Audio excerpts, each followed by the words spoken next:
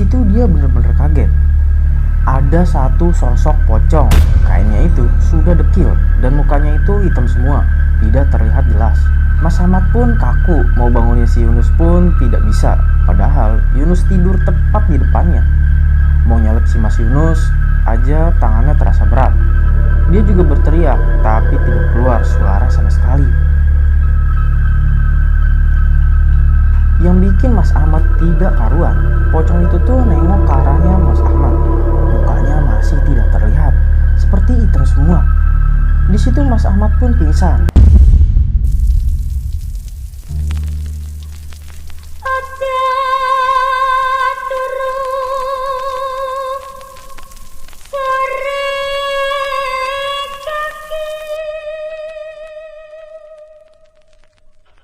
Assalamualaikum warahmatullahi wabarakatuh. Balik lagi bersama gue Irsal di segmen Radio Mistis. Kali ini gue bakal bawain cerita pengalaman menyeramkan dari Mas Ahmad pada tahun 2017 silam. Jadi Mas Ahmad ini adalah seorang pekerja konstruksi asal Sukabumi, Jawa Barat, yang kebetulan pada waktu itu mendapatkan job borongan di Jakarta. Bagaimana kelanjutan ceritanya? Tanpa basa-basi lagi, mari kita fokuskan. Tapi sebelum itu kita intro dulu. Bersembunyilah di balik selimut kalian dan pasang earphone kalian, karena cerita yang gue bawain kali ini bakal bikin bulu kuduk lu merinding. Jadi, Mas Ahmad mendapatkan job selama 1 bulan penuh di sana. Dia ditugaskan untuk membongkar sebuah rumah lama yang rencananya akan dibongkar total.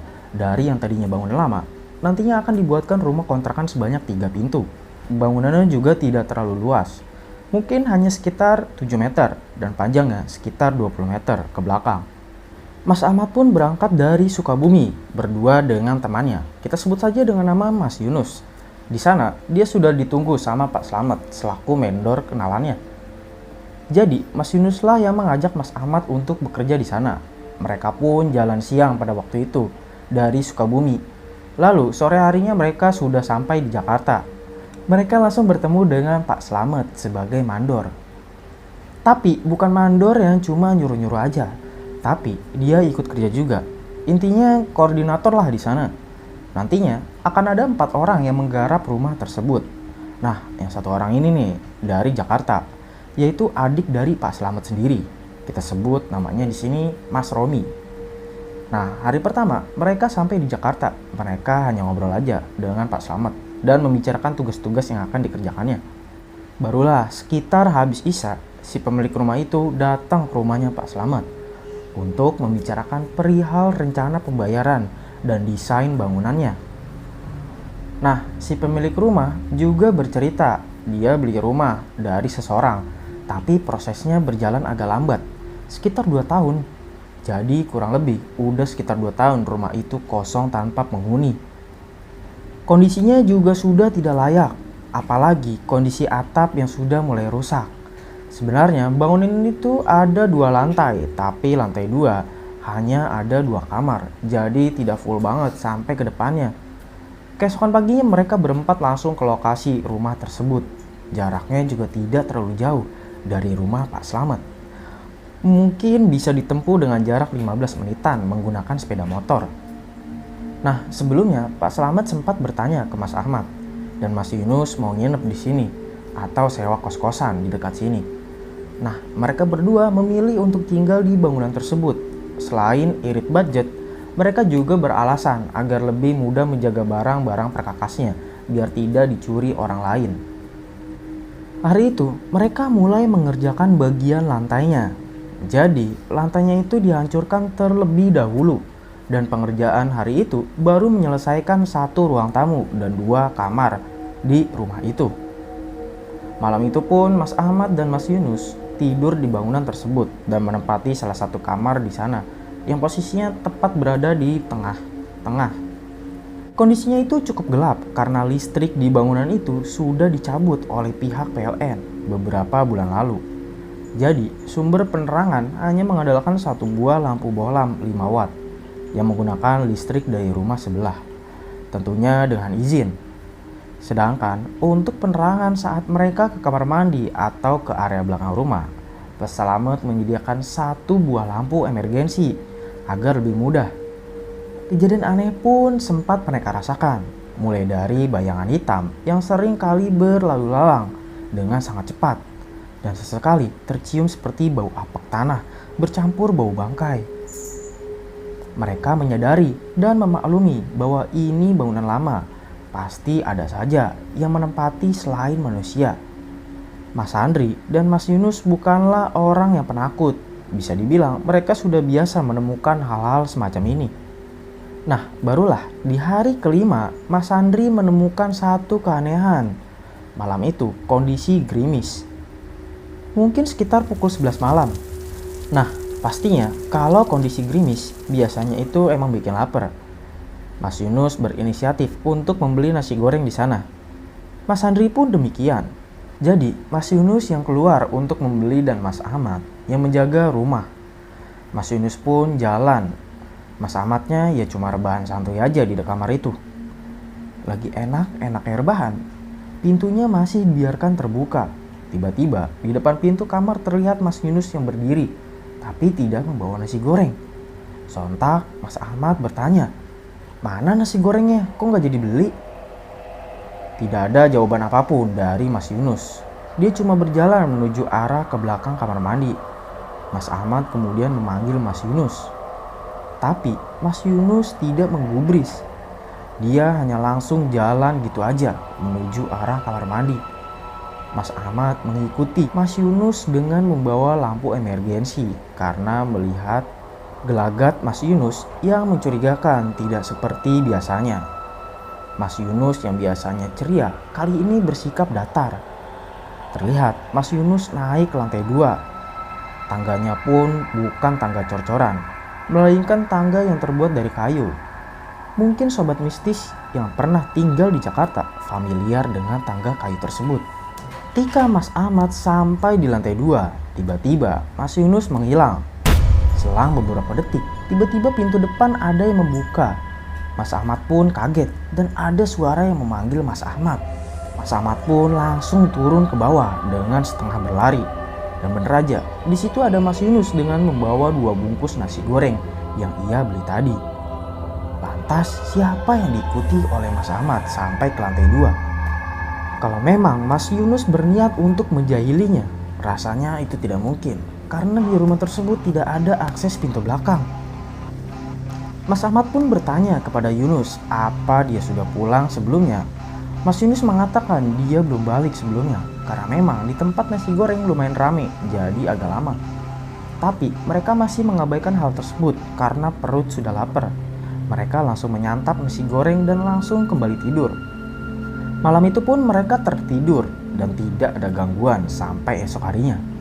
Namun mereka agak aneh dengan bau bangkai yang bercampur bau apek yang seringkali tercium di malam hari. Siang harinya normal seperti biasanya. Daerah pembangunannya pun cukup ramai, tapi kalau udah jam 9 malam, ya lumayan sepi. Entah malam keberapa, Mas Ahmad pun lupa. Intinya malam itu dia tidak bisa tidur dan dia membuat secangkir kopi. Gelasnya juga nggak pakai gelas plastik yang disediakan. Sedangkan Mas Yunus udah tertidur pulas. Mas Andri pun duduk di depan rumah sambil ngerokok di luar rumah. Nah, dari luar, Mas Andri seperti mendengar suara yang aneh. Seperti ada orang yang mukulin tanah. Suara itu jelas berasal dari ruang tamu rumah itu. Mas Andri ada di depan, jadi tidak terdengar begitu jelas. Dalam benak si Yunus, dia bertanya, ada apa yang sebenarnya terjadi? Mas Ahmad pun bergegas ke dalam, tapi dilihat Mas Yunusnya lagi tidur. Kondisinya itu gelap karena lampunya sengaja dimatiin. Lalu mereka kebingungan. Entah siapa yang membuat suara itu. Mas Ahmad mengabaikan hal tersebut. Niatnya dia mau ngabisin rokok sebatang. Habis itu ia ingin langsung tidur. Rokoknya belum juga habis. Suara itu kembali terdengar lagi. Dengan segala keanehan yang ada, mereka memutuskan untuk tidur saja. Mas Yunus pun masuk, pintunya ditutup. Sebelum masuk ke kamar, dia lihat Mas Yunus masih tertidur. Posisinya miring menghadap ke pintu. Dan Mas Ahmad pun melihat ada satu keanehan.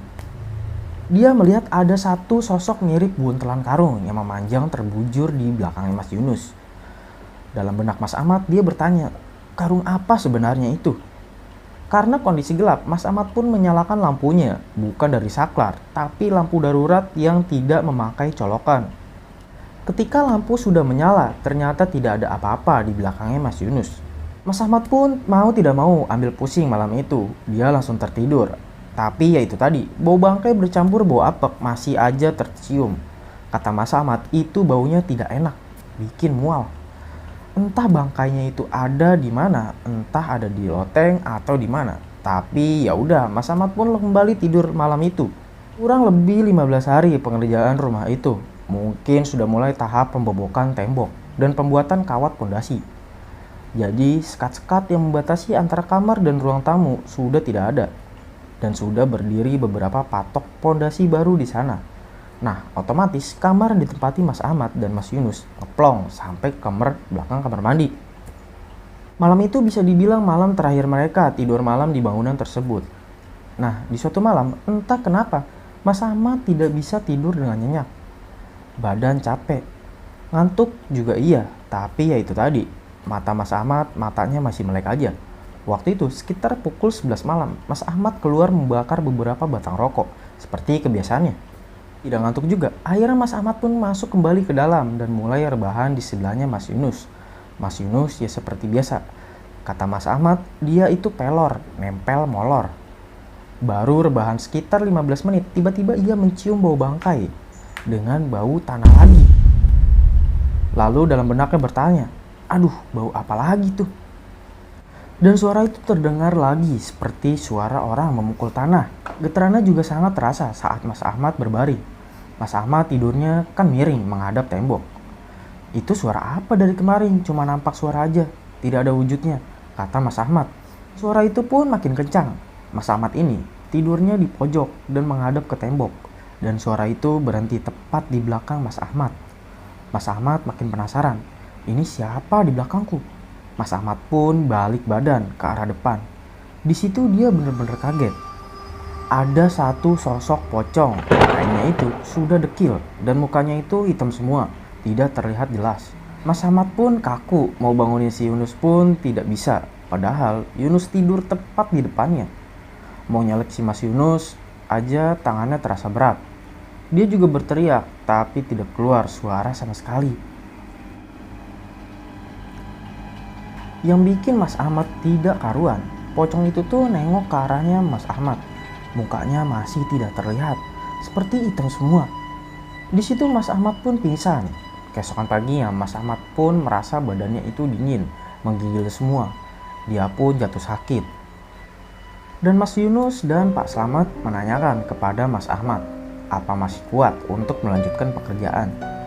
Pagi itu Mas Ahmad benar-benar sakit kepalanya, pusing badannya, dingin semua. Pak Slamet pun menyuruh Yunus untuk membawa Mas Ahmad ke klinik terdekat, klinik Tongfang. Setelah dibawa ke klinik kembali, Mas Yunus kembali menanyakan kepada Mas Ahmad, Mat, gimana? Kamu mau stay dulu apa gimana? Aku udah gak kuat Nus, aku mau pulang aja. Rumah ini angker Nus. Aku lihat pocong Nus semalam. Mas Yunusnya santai menanggapinya. Oh kalau itu aku juga udah tahu Mat. Ya namanya juga rumah kosong, udah 2 tahun. Tapi ya aku bodo amat. Ini beneran kamu mau langsung balik ke kampung? Atau mau nginep semalam atau 2 malam lagi biar agak enakan? Udah aku udah gak enak, mau pulang aja, kata Mas Ahmad. Yunus pun mengiyakan permintaan Mas Ahmad. Dan Pak Slamet juga mengerti keadaan Mas Ahmad waktu itu. Akhirnya siang itu juga, Mas Yunus mengantar Mas Ahmad ke stasiun kereta terdekat di Jakarta. Dan nantinya dia pulang ke Sukabumi. Singkat cerita, 2 minggu kemudian Mas Ahmad sudah pulih kembali dan beraktivitas seperti biasanya. Pada saat ini, Mas Yunus pulang dari Jakarta, proyeknya itu sudah selesai semua. Dan Mas Yunus langsung menemui Mas Ahmad untuk memberikan setengah upah Mas Ahmad selama bekerja di proyek tersebut. Mat, ini uang bayaranmu, tapi mohon maaf cuma dapat setengah karena kamu cuma kerja sekitar 13 hari. Gak apa-apa ya Mat, karena kita harus cari orang untuk mengganti kamu untuk bekerja selama 15 hari, kata Mas Yunus. Mas Ahmad sama sekali tidak menyangka, dia sebenarnya udah gak ngarepin bayarannya di sana. Bisa pulang dengan selamat dan kembali sehat aja, itu sudah menjadi bersyukur alhamdulillah menurut Mas Ahmad. Mas Ahmad menolak, Tapi Mas Yunus terus memaksa Mas Ahmad untuk menerima uang bayaran tersebut. Katanya ini amanat dari Pak Slamet. Di situ Mas Ahmad bersyukur masih dipertemukan dengan orang-orang yang baik. Kata Mas Ahmad, dia itu nggak terlalu takut sama jenis hantu seperti kuntilanak, genderuwo, atau yang lainnya. Tapi kalau lihat sosok bungkusan, dia itu paling takut. Sampai cerita ini dikirim, Mas Ahmad masih menjalani profesi di bidang konstruksi bangunan. Tapi dia nggak pernah berani lagi untuk tidur di lokasi pembangunan. Lebih baik bangun bedeng untuk istirahat. Bedeng itu adalah bangunan semi permanen untuk tempat istirahat para pekerja. Ya mungkin segitu aja cerita kiriman dari Mas Ahmad di Sukabumi, Jawa Barat. Semoga bisa tetap menghibur sobat mistik semuanya. Ya terima kasih setelah menonton episode ini sampai habis. Jangan lupa untuk tetap menonton video berikut-berikutnya. Gua Irsal menceritakan apa yang kalian tidak percayai. Sampai jumpa lagi di segmen Radio Mistis episode selanjutnya. Wassalamualaikum warahmatullahi wabarakatuh.